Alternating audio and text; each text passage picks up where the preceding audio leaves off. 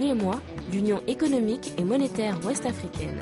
L'UEMOA, 8 pays, un destin commun, un espace économique harmonisé, ouvert et concurrentiel. L'UEMOA, votre guide au cœur de l'Afrique, des grands événements et des grandes mutations sur Africable.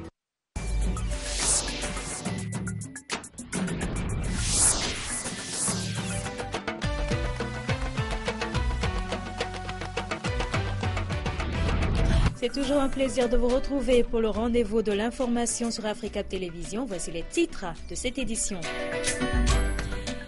La démocratie est à l'honneur en ce jour du 15 septembre. Le secrétaire général de l'ONU, Ban Ki-moon, recommande aux jeunes de faire face aux défis et de réfléchir aux moyens de les relever afin qu'ils prennent en main leur destin.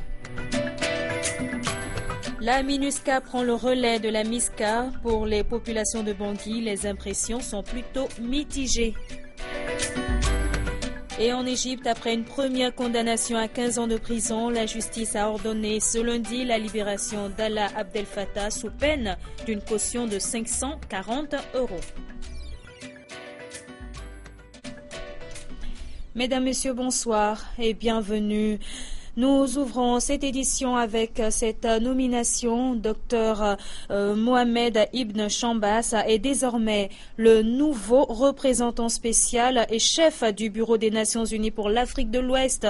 Selon un communiqué publié vendredi dernier, le secrétaire général de l'ONU, Ban Ki-moon, l'a nommé pour succéder à l'Algérien Saïd Djinnit, récemment nommé envoyé spécial de l'ONU pour la région des Grands Lacs. Mohamed Ibn Chambas a été tour à tour membre du Parlement au Ghana, vice-ministre des Affaires étrangères et vice-ministre de l'Éducation, également secrétaire exécutif de la CEDEAO en 2002 et premier président de la CEDEAO en 2007. Et avant cette nouvelle nomination aux Nations Unies, Dr Mohamed Ibn Chambas a été nommé secrétaire général des ACP en novembre 2009. La journée mondiale de la démocratie est célébrée chaque année le 15 septembre à l'initiative des Nations Unies. Et cette année, elle s'articule autour du thème « Mobiliser les jeunes autour de la démocratie ». 24 ans après son avènement en Afrique, que reste-t-il de cette démocratie? L'analyse de la rédaction avec Aminata Mariko. Les débuts des années 90 marquent l'entrée de l'Afrique dans une nouvelle vague de transition démocratique. Ce processus a abouti à l'adoption dans presque tous les pays africains de nouvelles constitutions consacrant une démocratie dont la reconnaissance du pluralisme, de l'opposition politique ainsi que la proclamation de droits et libertés sont les traits fondamentaux. Seulement 24 ans après, malgré des avancées, plusieurs obstacles portent entrave aujourd'hui au processus. Des élections mal préparées ou manipulées débouchent sur des violences bloquant le processus démocratique et le dialogue entre les acteurs politiques. Pour se maintenir au pouvoir, certains chefs d'État modifient la Constitution ou instrumentalisent certaines institutions, notamment l'Assemblée parlementaire, remettant ainsi en cause le principe de la séparation des pouvoirs. De même, la persistance des conflits armés et la résurgence des coups d'État dans certains pays minent la transition démocratique. Le choix de la date du 15 septembre pour célébrer cette journée a été effectué par l'Organisation des Nations Unies et correspond à l'adoption en septembre 1997 de la Déclaration universelle sur la démocratie. Cette déclaration pose les principes constitutifs d'une démocratie et définit les caractéristiques et les fonctions d'un gouvernement démocratique. Elle appelle par la même occasion les dirigeants à une prise de conscience. La journée est célébrée cette année dans un contexte agité, marqué par une violation des droits humains et une défiance des jeunes envers la politique. D'où le thème « Mobiliser les jeunes autour de la démocratie ». Direction le Gabon à présent, marqué par un problème d'importation frauduleuse de véhicules de plus de 3 ans sur son territoire. Les victimes de la mesure gouvernementale interdisant le marché des véhicules d'occasion ne décolèrent pas. Ils ont observé un meeting ce matin devant le ministère des Transports pour réclamer leurs véhicules désormais refoulés au port d'Ouando. Ismaël Obianze pour les détails.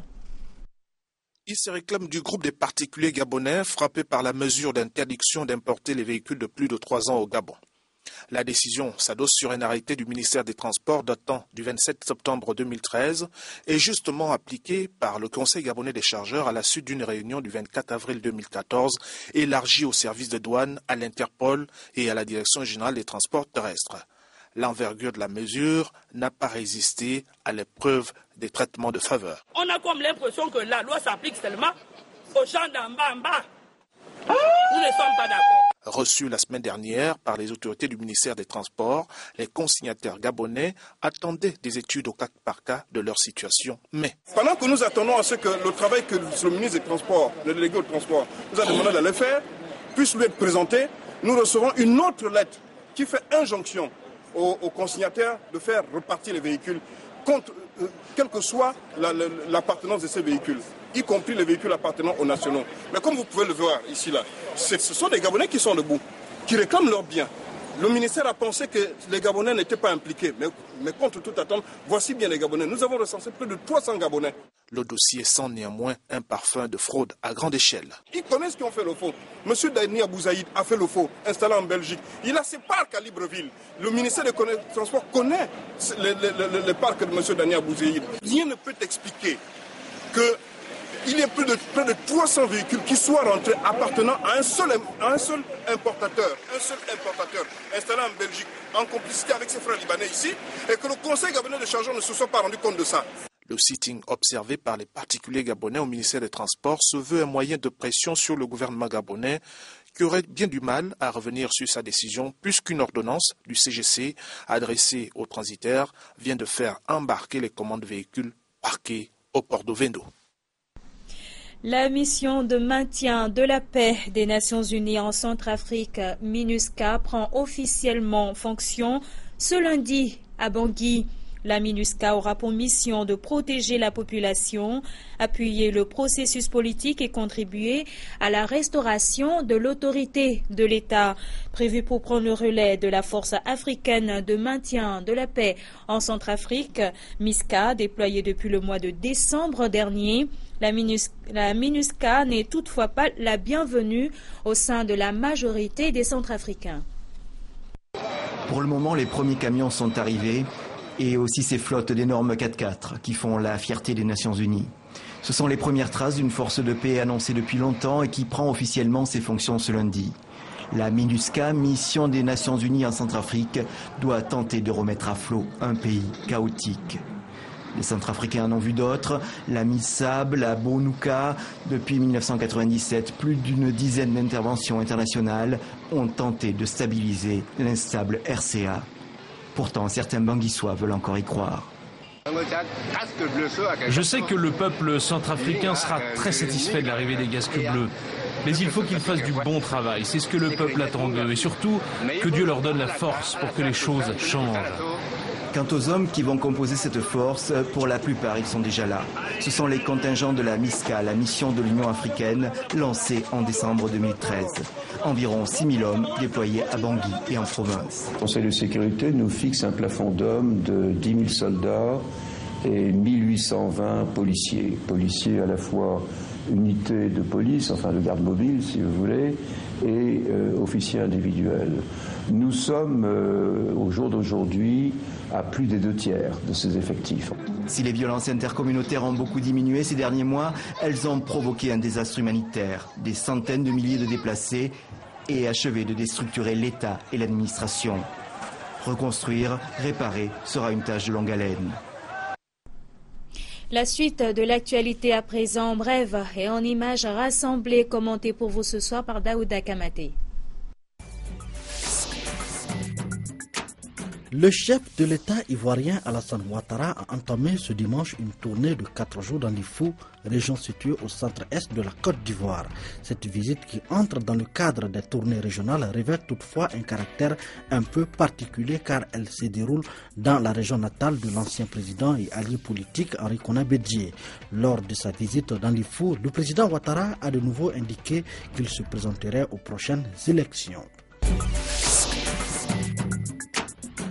Un soldat tchadien de la mission de l'ONU au Mali, MINUSMA, a été tué et 4 blessés ce dimanche par l'explosion d'une mine au passage de leur véhicule dans le nord du pays. L'information a été relayée par l'ONU et des sources militaires dans la région. Le président du Sénat de la République démocratique du Congo, Léon Kengo Wadondo, vient de mettre en garde contre un changement de constitution qui pourrait menacer la paix et la cohésion nationale. M. Kengo faisait référence à un projet de loi de révision constitutionnelle annoncé par le gouvernement et qui figure à l'ordre du jour de la nouvelle session parlementaire. 6 personnes ont été tuées et 22 blessées en Égypte dans l'effondrement d'une usine de teinture de textile près du Caire. Une enquête préliminaire du parquet a révélé que l'effondrement était dû à la construction d'un 3e étage en violation du permis de construire qui ne prévoyait que 2 étages. Un des entrepreneurs chargés des travaux a été placé en détention provisoire tandis qu'un mandat d'arrêt a été émis contre 2 autres et les propriétaires du bâtiment. La suite de cette édition à présent avec ce drame de l'immigration.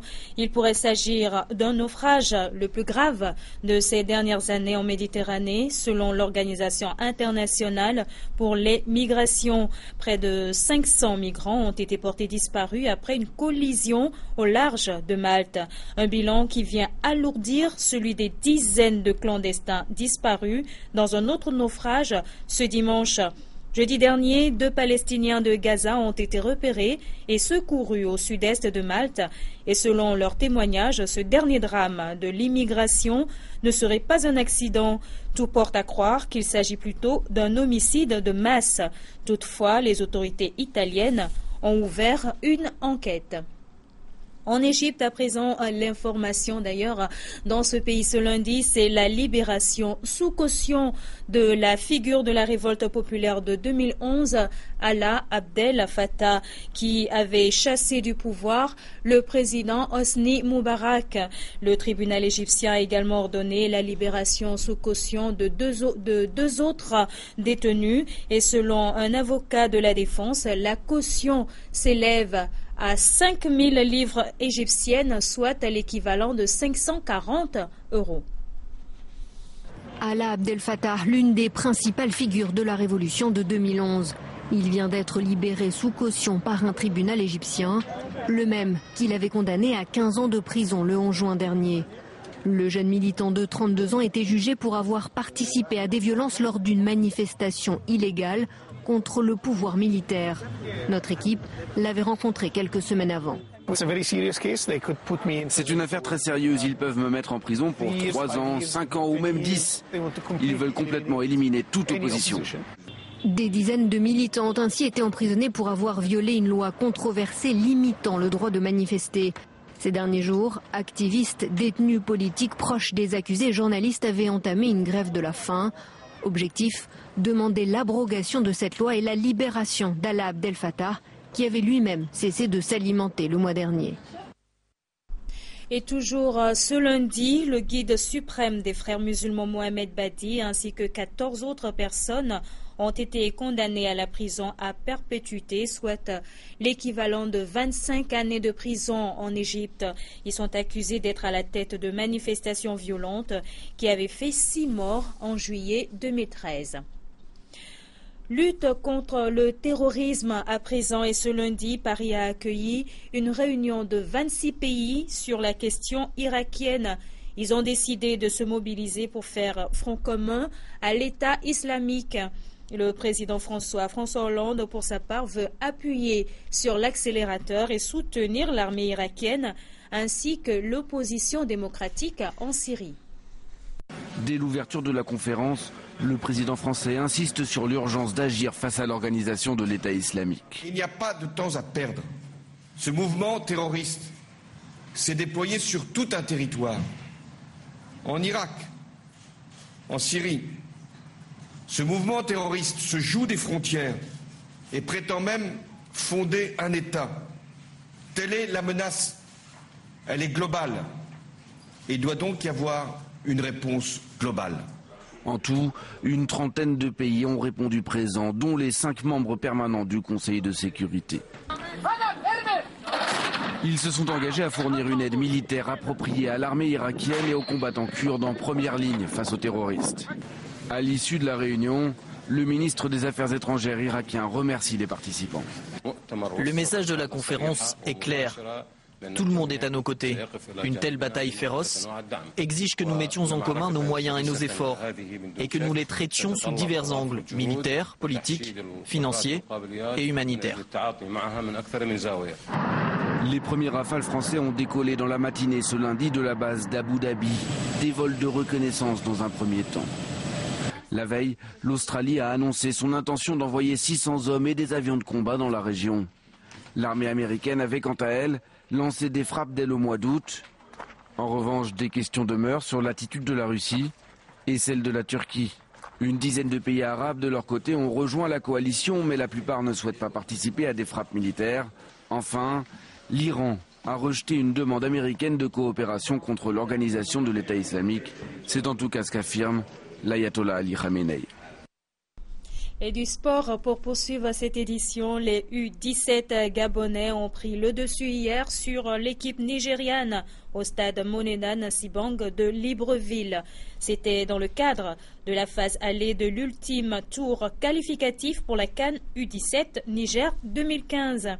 Tétanisée par l'enjeu, l'équipe gabonaise a été cueillie à froid dès la cinquième minute de la rencontre par un but signé Victor James Osimhen. Loin de s'avouer vaincus, les poulains de Patrick Assoumou Eyi, bien soutenus par le public venu nombreux, ont égalisé à la 26e minute sur un coup franc tiré magistralement par Orly Moudoui. Bousculé par les nombreux assauts de l'équipe nigériane, la défense gabonaise, soutenue par le jeune Fernand Goy Lundu, élu homme du match, a conservé le score nul. Un but partout jusqu'à la pause, malgré la sortie sur blessure de sa doublure, Stéphane Lundu. Écoutons à présent quelques réactions à Libreville, recueillies par Ismaël Obianze. Non, je suis très satisfaite. Dans le contexte où les petits ne sont pas encadrés, on fait les moyens de bord et on s'en sort. Je suis trop satisfaite même. Nous apprenons bien parce que nous avons un projet. L'essentiel pour nous, c'est déjà d'apprendre. Avec ces jeunes joueurs, nous n'avons pas changé l'équipe parce que nous avons vu des grands gabarits nigériens. Au contraire, nous devons continuer à bonifier notre équipe pour que demain ces jeunes-là représentent valablement le Gabon. Et la Coupe du monde de basket masculin à présent, la Dream Team des États-Unis a écrasé la Serbie sur un score de 129 à 92 en finale de la 17e édition de la Coupe du monde de basket masculin dimanche à Madrid. C'est le 5e titre mondial pour les Américains après 1954, 1986, 1994 et 2010. Les USA, double champions olympiques sortants, sont directement qualifiés pour les Jeux olympiques de 2016 prévus à Rio de Janeiro. C'est la fin de cette édition. Merci à vous tous de l'avoir suivi. Très bonne suite de programmes sur Africable Télévision.